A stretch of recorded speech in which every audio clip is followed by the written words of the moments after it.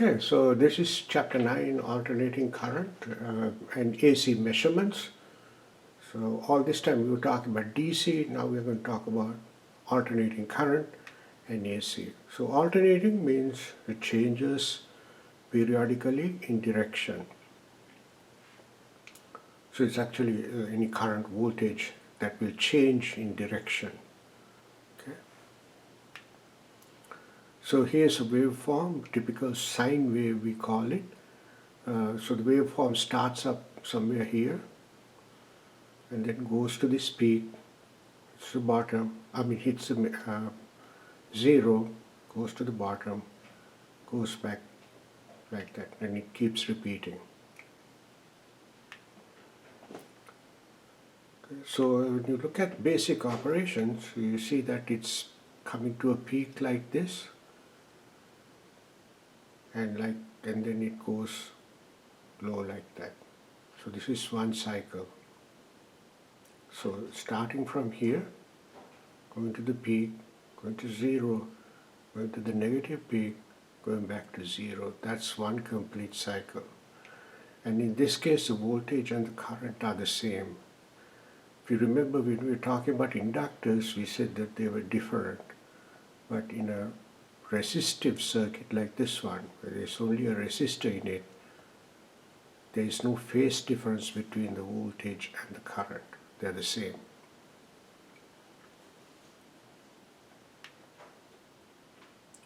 So that's the negative going waveform right here. So this was the positive going waveform. This is the negative going waveform. So when we talk about alternations and cycles, we have a positive and a negative transition. And a cycle is a complete going from zero to the positive, going back to zero, going to the negative, and going back to zero. So here's a complete cycle. We have a positive alternation and a negative alternation. So it starts off here, goes to this peak, hits a zero, negative alternation, and hits a zero. So that's one complete cycle. So in this waveform we have one. So if we talk this right up to here, it's one cycle. That's the second cycle, and that's the third cycle. So this has three cycles in this waveform. And you'll notice that the shape is different. So the period is the time it requires to complete one cycle. So in this case, we're talking about this positive peak to this positive peak. That's the period of this signal. So it doesn't matter where you start measuring it. You just have to complete one complete cycle. So in this case, we're talking about starting from zero. And in this case, we're talking from the positive peak. So we could have taken from the negative peak also. That would have been fine. And in this case, we are talking about it takes 5 milliseconds to come.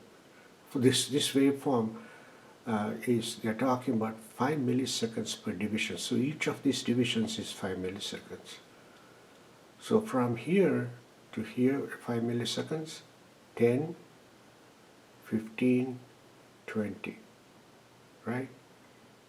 So that's the period of the signal. It's 20 milliseconds. It's 1, 2, 3, and 4.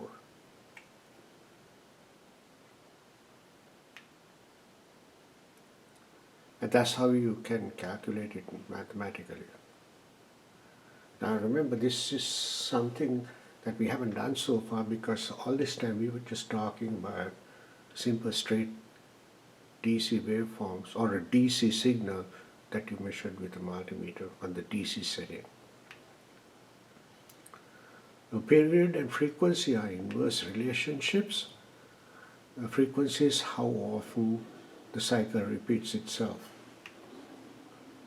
The unit of measurement of frequency is hertz, and that's 1 cycle per second. So we don't say 1 cycle per second, we just say in hertz. Okay? So in this case, see how it's going like this. So the period of the signal they have said it's 200 milliseconds. So it's 1, 2, 3, 4 times this, right? So that's where they are getting this 200 milliseconds from. So we know that the period is 200 milliseconds and the frequency is 5 cycles per second of 5 hertz.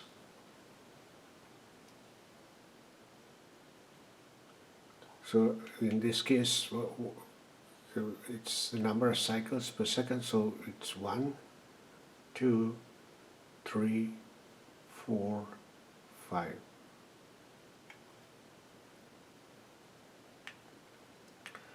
And so obviously if you don't want to be counted like that, there's a mathematical relationship between frequency and period.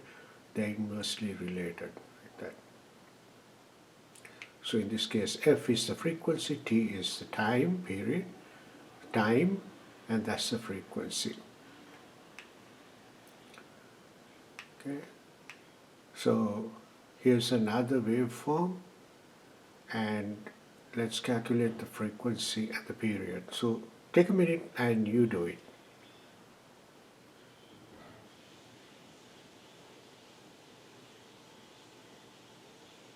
So we are calculating period and we are calculating the frequency, right? So how long did it take to complete a cycle? That's going from here to here, right? And we know that the inverse, so the period in this case is 20 milliseconds, the frequency is 50 hertz. So it's the inverse of the period.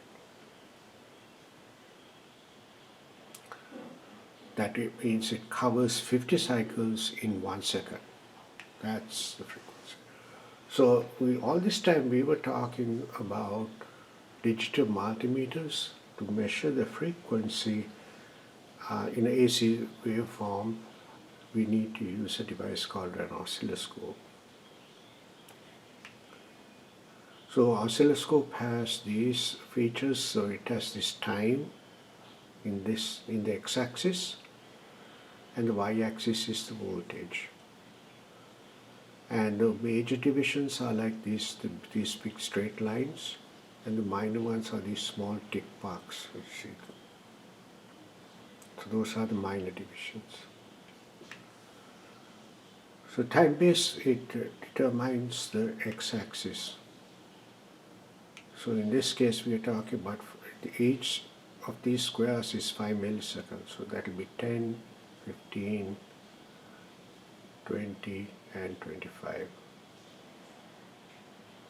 So if you had a signal going from here, like this, to here, that would have been 20 milliseconds. So in this case, this cycle, we are going from here, let's say, all the way to here. And it covers, they're saying it covers 8. 1, 2, 3, 4, 5, 6, 7, 8. 8 divisions, right?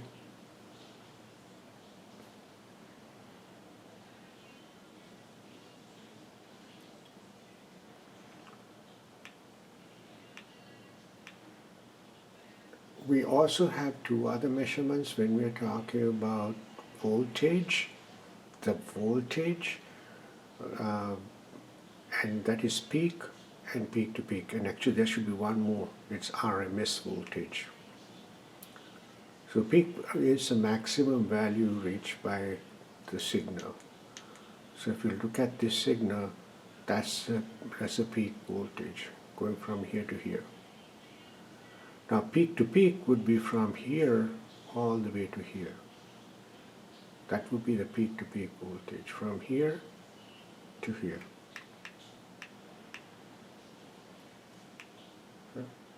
And the difference between peak to peak and peak is that peak to peak is twice as great as the peak voltage. and that's the formula to calculate. The RMS is the power that you get in a AC waveform. And how you get that is using this formula. So the voltage RMS is equal to the peak voltage times 0.707. Same thing for current.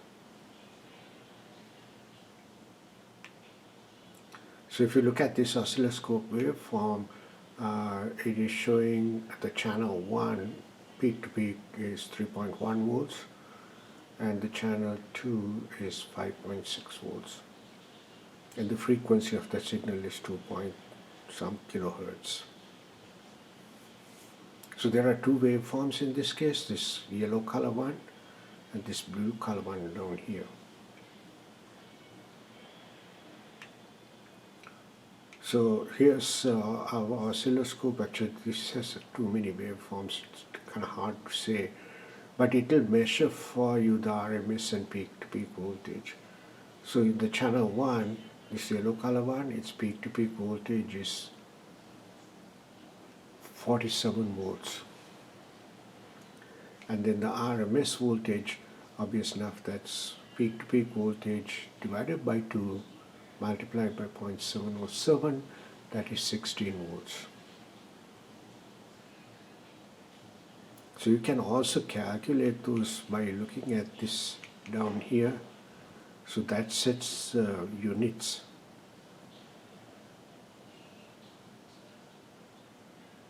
Select channel 1 and channel 2.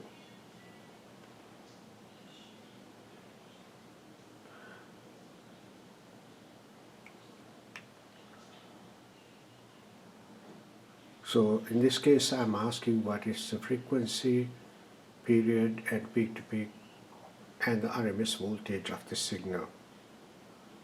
So take a minute and calculate those.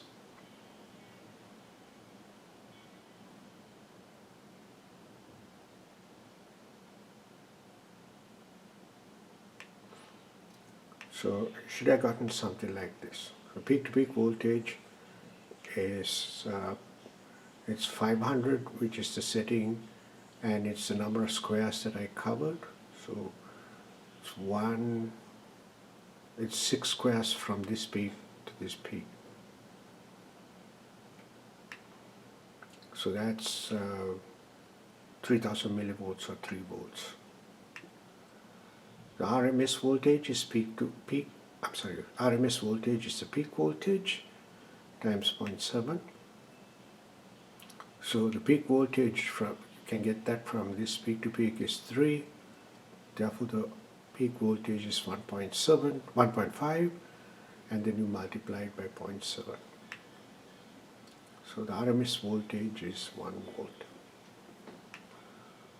The period in this waveform, it's set, the units per square is 200 microseconds.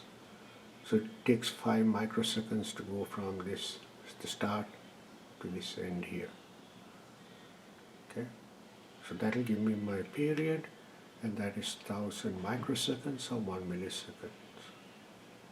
You probably now realize why we were, at the beginning of the semester, we were so much into these micros and millis and things like that. You know, writing these numbers like this is very complicated. It's much easier to write it like this. It is a difficult number to write. It's also easy to miss a zero or something. It's much easier to write it like this. So the frequency is inverse of the period, and 1 divided by 1 milliseconds is equal to 1 kilohertz. So now we know everything about that waveform. We know the peak to peak, the RMS, peak voltage, frequency, and the period. So here's our oscilloscope picture showing all of those features that we just talked about. So here it's talking about the frequency, it's talking about the period, peak to peak, and the RMS voltage.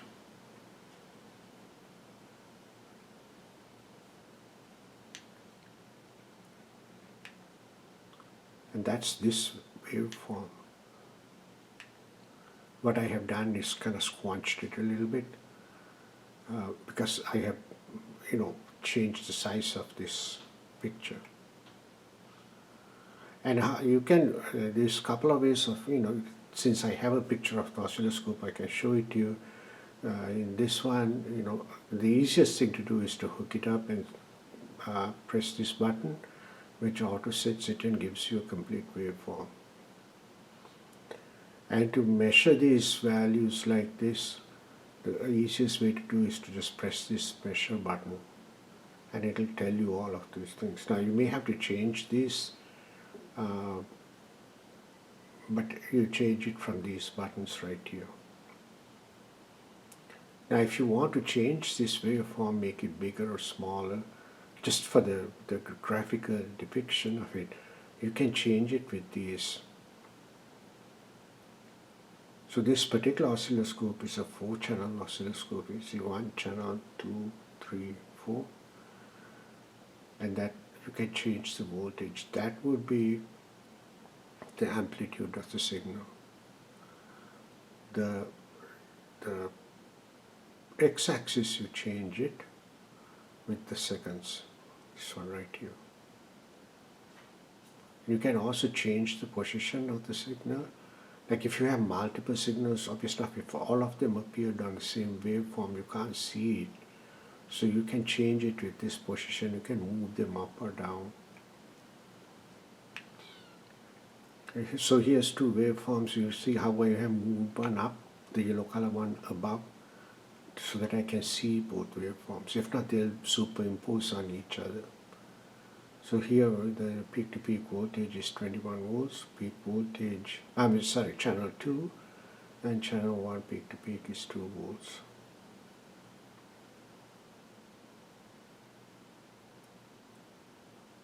And the blue color is this waveform right here. And you can see it by looking at it, right? This is kind of it's not so big, or the amplitude is not so great as this one.